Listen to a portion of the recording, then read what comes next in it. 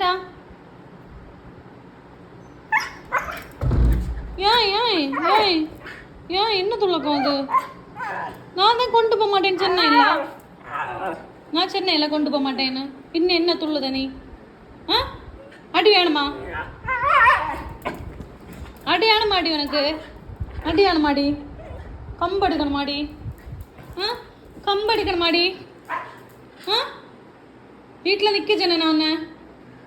வீட்டில் நின்னா மதி. நேற்று கொண்டு போய் கரைக்காச்சுல உன்னை. இனி எங்கே வரணும் உனக்கு?